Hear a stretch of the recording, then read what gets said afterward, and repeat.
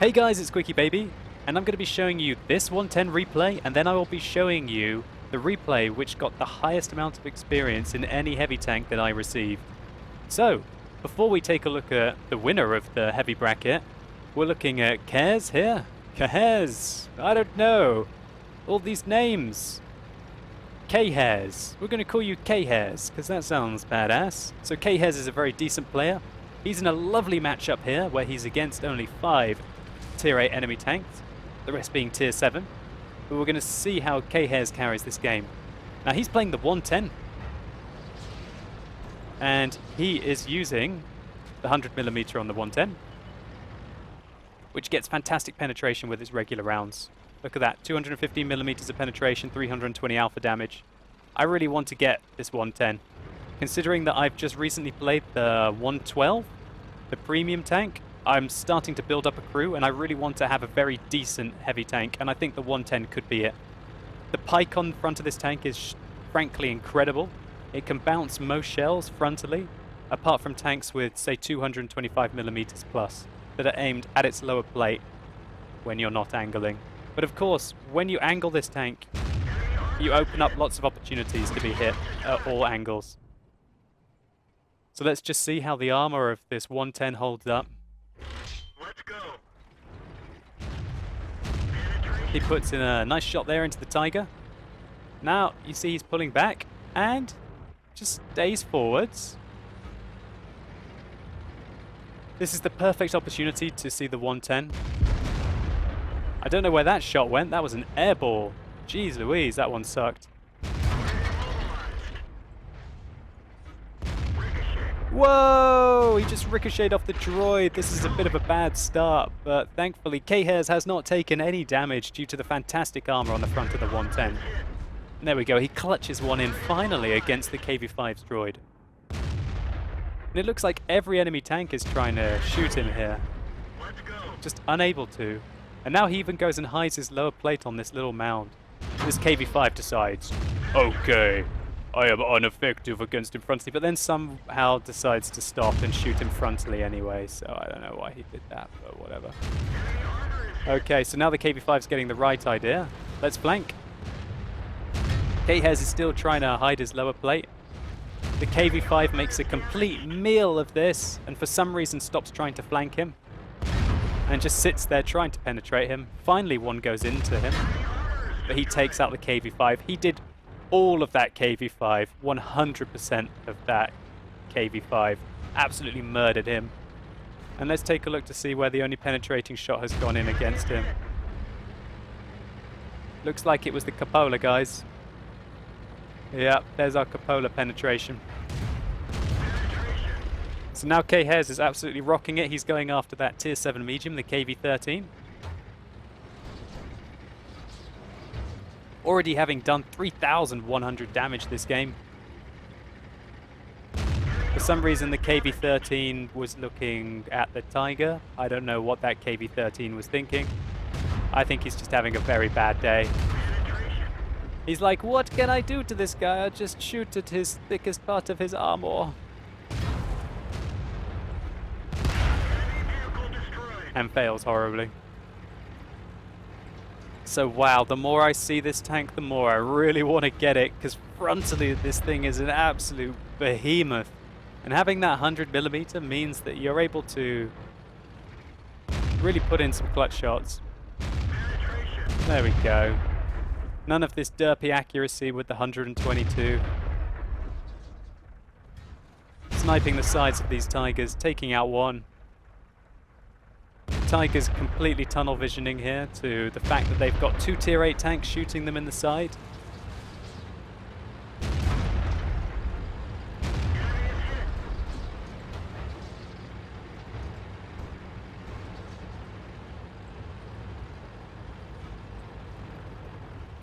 Khez is on a rampage. I really want to get one of these 110s now. I think I said that a few times this video. This looks awesome. I can't believe I haven't picked one up. The Indian Panzer takes out the Tiger.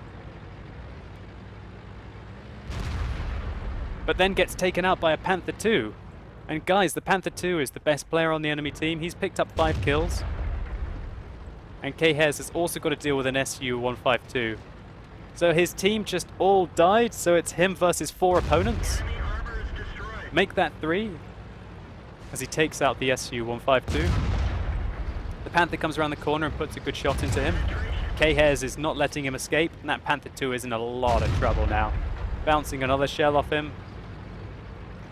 Penetration. K-Hez is playing it perfectly here, really. Stopping the Panther 2 from escaping and just bullying him, taking out their best player and denying him the top gun. Great work there. Perfect play in the 110, bullying that medium tank, taking him out quickly, as we can see that the enemy are now already in the cap circle. So they were trying to get there to help that Jagdpanther 2 out, trying to turn it into a 2v1 rather than a 1-on-1.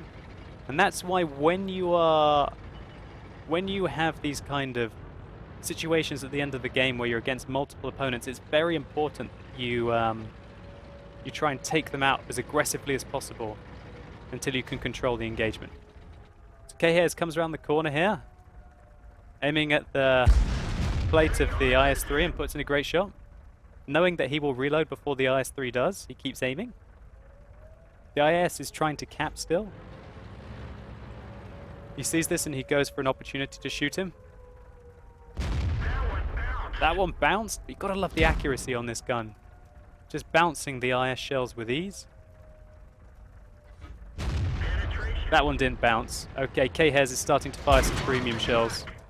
And with the premium, this tank has got 265 millimeters of penetration. That's massive. Let's roll.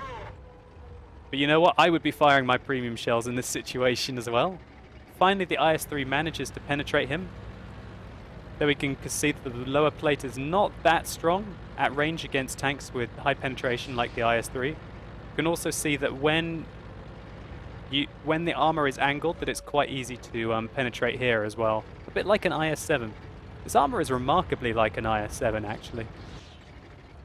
So let's see how K-Hez deals with this situation. He's on 5 kills, he wants his top gun, but more importantly, he wants to finish carrying this game completely man mode like he has done already.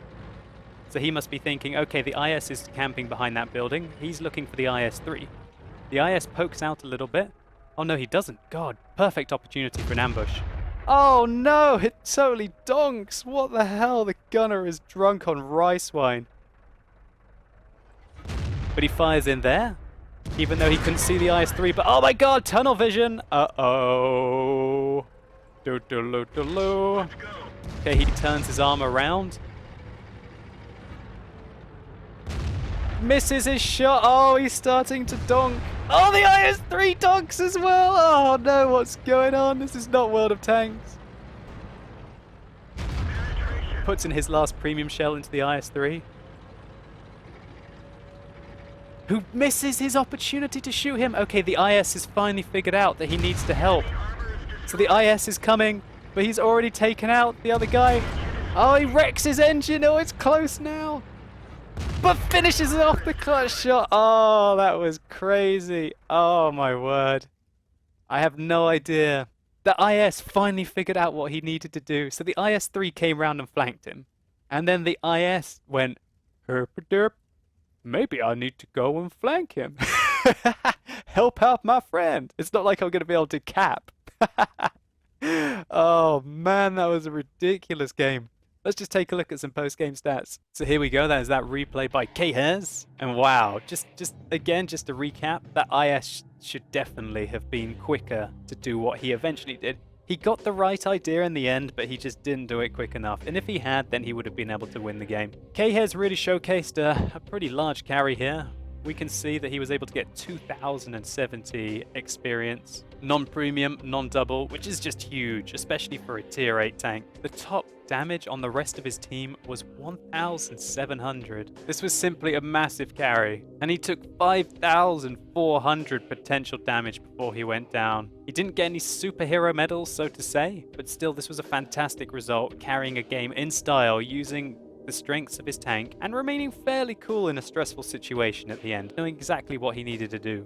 After seeing this replay, it really makes me want to get a 110. This looks like this is a fantastic tank. Healthy amount of alpha damage, really good rate of fire, really punchy gun, massively punchy gun if you fire the premium shells, which would quite easily be able to penetrate any tier 10 tank frontally. Troll armor against these tiers and lower. Looks like a one to keep. Anyway, thank you so much, K-Hairs. I was so impressed by your replay that I had to show it. But now, guys, I'm going to present to you something which I think will be very, very, very controversial. But this was the highest experience game coming up that I received in my replay competition. And, you know, that's what my rules were. I'm going to go with it.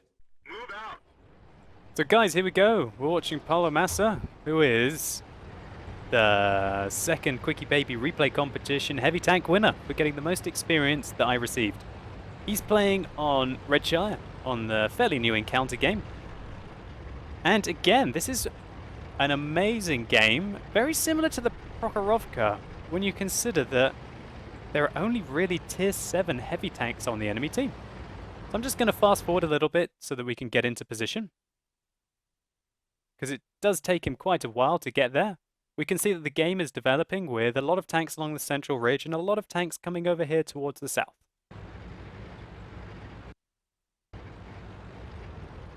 So Paulo Massa is now deciding, okay, I'm going to flank.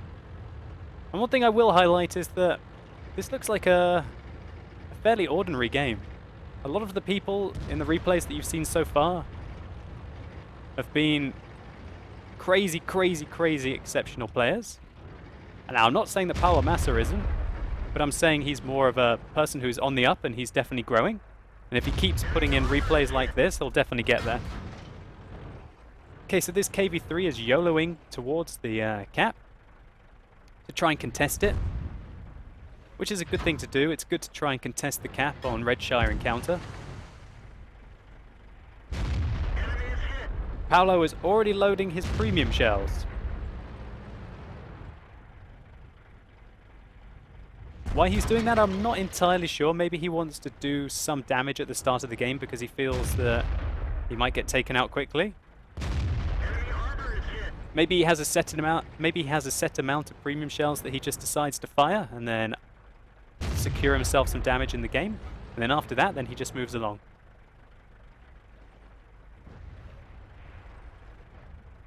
Penetration. Still, these 245mm penetration shells are ripping apart these tier 7 heavies at range. Bounced off. Oh wow, look, he's got the Eagle Eye? Is that Eagle Eye? Or I think that's Eagle Eye, which tells you what module damage you've done to the enemy tanks. I've never used that before, so we can see there that the KV3 is got track damage. He decides to change to shoot the Tiger. Penetration. And that shot, I have to admit, was quite poorly aimed. Did not have the reticule over the center of the tank. That was better. Enemy armor is Securing the destroyed. kill on the Tiger. Getting his first blood. And as you can see, his team are wilting hard here. Enemy armor is Look at damaged. all of his team who have died in the cap circle. All those guys. That's pretty brutal. He's got a few people chilling out on top of the hill. Penetration. And this looks like a very strong location for a T-29.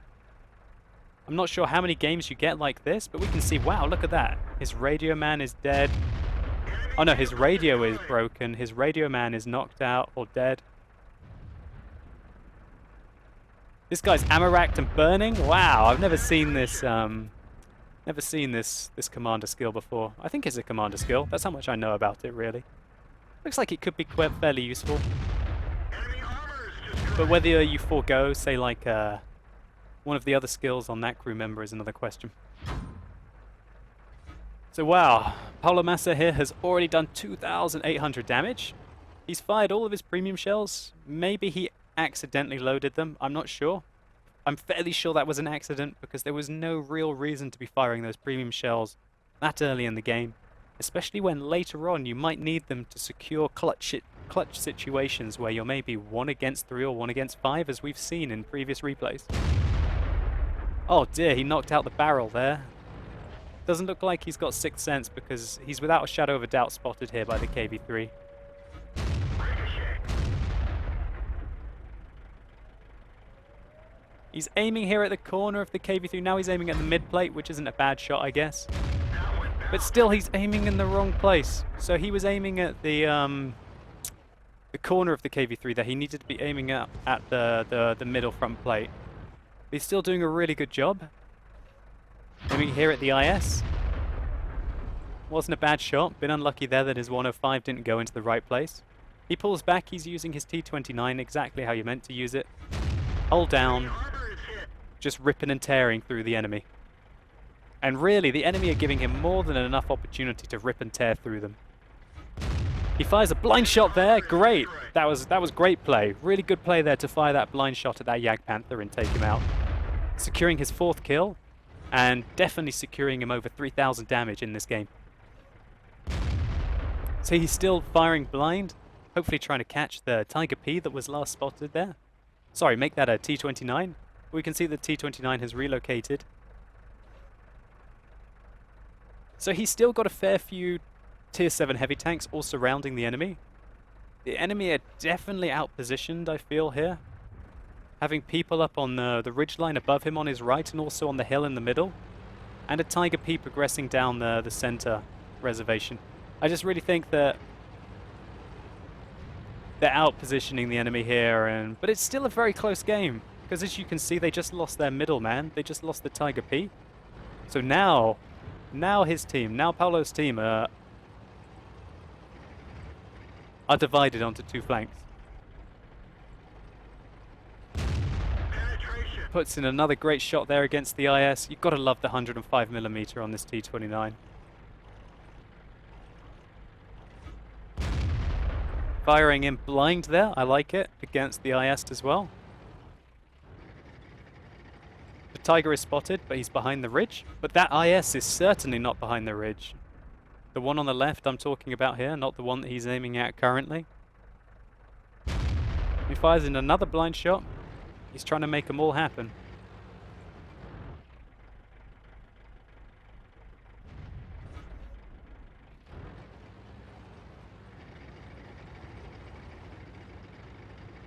So now Paolo's thinking, okay, I can try and poke up here, use this ridgeline to try and find the IS, who I know is below me. And he gets spotted for the first time. Okay, he does have 6th sense. I have no idea how he has not been spotted until now. Wow, how does that happen? Maybe the KV3 had a dead commander, or his viewports were down, or maybe he's got a 50% crew. I have no idea how he was not spotted until now. That's incredible. That was a really nice leading shot there on the IS. He's definitely working it. He wants this game. And now the enemy have only got 3 heavy tanks left. I'm going to fast forward a little bit. Good shot there against the Tiger P. Now the Tiger thinks, okay, I've got to do something. There's only 19 seconds until the game is lost. Paolo changes his position so that he has enough gun depression. And this is just a dream here. Oh man, look at that burning Tiger. Oh god, the flames look epic in these. I don't usually have the extra effects on, but the flames on the Tiger looked incredible there. Fortunately, he missed the extra shot on the Tiger, but still put a good one into him. With that burning. Now he's going to start to accelerate his damage done this game. Over 5,000 now. Working this IS in the flank. Really bad shot that. No excuses. Needs to hit those kind of shots on the broad side of an IS. Another bad shot there. Come on, Mr. Paolo. You can aim better than this. You've shown us a great replay so far. Finish it off in style. Good. Well done, well secured. So guys, let's take a look at some post-game stats. So here we have it, the highest experience game that I got out of any of you guys in a T29. Paolo got patrol duty, which I think might be about to tell you why he got so much experience, as well as a Confederate medal and 5 kills. So Paolo did 6,247 damage, which was very impressive, but what he did, which was amazing, As well, that added to his score was a 3,700 spotting damage, securing the Patrol Duty medal. That kind of spotting damage would give any kind of a scout tank a good game.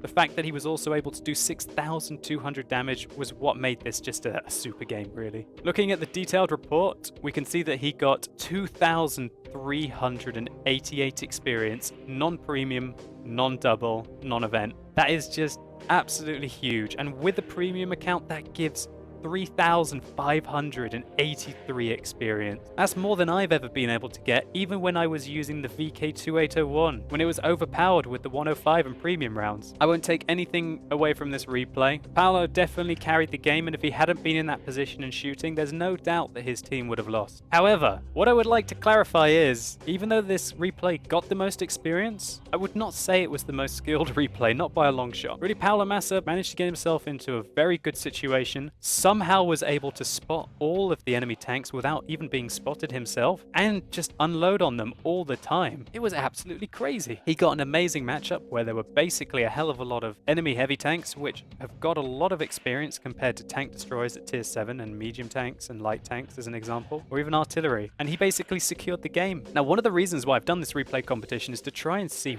what specific tanks really get huge experience games, and what kind of conditions you have to be in to really get your big games. So what we might take from this is A, it seems like the optimum tank to get high experience games in is going to be tier 7. B, there has to be a large amount of health points on the enemy team. We're talking like tier 7 heavies, basically. They have a huge amount of extra health compared to the tier 6s, and because of that, they yield a lot of experience. Also, the tier 7s really mark, in my opinion, where the tree takes a huge step up and your armor actually does count for something. All of the replays that we have seen have been massive because literally their armor outmatches most of the enemy's guns. All of these games were games of opportunity, especially the one that we saw at the end, but still, I'm not going to take anything away from any of them. In my opinion, there is not even a shadow of a doubt that all of these games would have been lost without the heroics of all the people who participated in them. And that sort of justifies the achievements of all of these players. Now, Paolo Massa, I'd like to congratulate you for getting the most experience that anyone submitted, and I'll be sending you your winning prize of 5,500 gold on the EU. So guys, this replay competition isn't over. I've still got a hell of a lot of exciting replays.